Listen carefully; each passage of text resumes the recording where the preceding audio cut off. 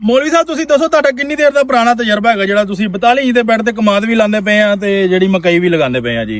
ਇਹ ਤਕਰੀਬਨ ਮੇਰਾ 3 ਸਾਲ ਦਾ ਤਜਰਬਾ ਹੈ, ਸਹੀ ਜ਼ਬਰਦਸਤ। ਮਤਲਬ ਕਿ 4 ਸਾਲ ਦਾ ਤੁਸੀਂ ਕਹਿ ਸਕਦੇ ਜੇ। ਅੱਛਾ ਇਨੀਸ਼ੀਅਲ ਸਟੇਜ ਦੇ ਉੱਪਰ ਮੈਂ ਪਹਿਲੇ ਲੂਸਨ ਲਗਾਇਆ ਸੀ 42 ਇੰਚ ਦੇ ਬੈੱਡ ਤੇ, ਅੱਛਾ ਠੀਕ ਹੈ, ਉਹ ਕਾਮਯਾਬ ਹੋਇਆ। ਫਿਰ ਉਸ ਤੋਂ ਬਾਅਦ ਆਸਤਾ ਆਸਤਾ ਫਿਰ ਮੈਂ ਬਾਗ ਵੀ ਉੱਤੇ ਕਨਵਰਟ ਯਾਨੀ ਕਿ ਤੁਹਾਡਾ ਸਹੀ ਤਜਰਬਾ ਵਾ, ਇਹਦੇ ਵਿੱਚ ਕੋਈ ਨੁਕਸਾਨ ਨਹੀਂ। ਬੜੇ ਲੋਕਾਂ ਨੇ ਮੈਨੂੰ ਕਿਹਾ ਸੀਗਾ ਕਿ ਜੀ ਸੈਂਟਰ ਦੇ ਤੇ ਵੱਤਰ ਨਹੀਂ ਜਾਣਾ ਹੈਗਾ, ਸੈਂਟਰ ਤੇ ਪਾਣੀ ਕਿੱਦਾਂ ਲੱਗਣਾ ਵਾ? ਤੇ ਸੈਂਟਰ ਦਾ ਤੁਸੀਂ ਪੌਦਾ ਦੇਖ ਲਵੋ, ਸਾਈਡ ਵਾਲੇ ਪੌਦੇ ਦੇ ਨਾਲੋਂ ਚੈੱਕ ਕਰੋ, ਇਹ ਚੈੱਕ ਕਰੋ, ਇਹਦੀ ਮੋਟਾਈ ਚੈੱਕ ਕਰੋ ਬੂਟੇ ਦੀ, ਸੈਂਟਰ ਵਾਲੇ ਦੀ ਤੇ ਸਾਈਡ ਵਾਲੇ ਦੀ ਬੂਟੇ ਦੀ ਮੋਟਾਈ ਚੈੱਕ ਕਰ ਲਵੋ, ਚੈੱਕ ਕਰ ਸਕਦੇ ਹੋ ਤੁਸੀਂ।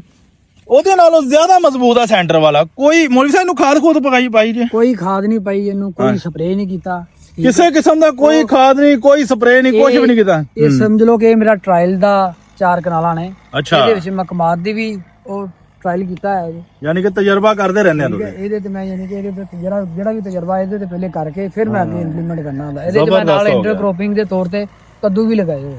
ਬੜੇ ਦੋਸਤ ਕਹਿੰਦੇ ਸੀ ਭਾਜੀ ਦੇਖੋ ਪਾਣੀ ਕਿੱਦਾਂ ਉੱਤੇ ਚੜਨਾ ਵਾ, ਵੱਤਰ ਕਿਵੇਂ ਆਣਾ ਵਾ, ਕਿੱਦਾਂ ਸਮਝੋ ਬਾਹਰ ਹੋਈ ਪਈ ਗੱਲ। ਬੜੇ ਲੋਕਾਂ ਨੇ ਕਹੇ ਫੇਲ ਹੈਗੀ ਇਹ ਚੀਜ਼। ਆ ਤੁਹਾਡੇ ਸਾਹਮਣੇ 42 ਇੰਚ ਦਾ ਬੈੱਡ ਹੈਗਾ ਜੇ, ਚੌੜਾ 42 ਇੰਚ ਦਾ ਬੈੱਡ ਹੈਗਾ ਜੇ, ਸਾਈਡ ਤੇ ਵੀ ਮੱਕੀ ਲੱਗੀ, ਸੈਂਟਰ ਤੇ ਵੀ ਲੱਗੀ ਤੇ ਇੱਧਰ ਵੀ ਲੱਗੀ ਤੇ ਪੂਰੇ ਪੌਦੇ ਤੋਂ ਪੌਦੇ ਦਾ ਫਾਸਲਾ ਇੱਕੋ ਜਿਹਾ ਹੋਇਆ ਜੀ।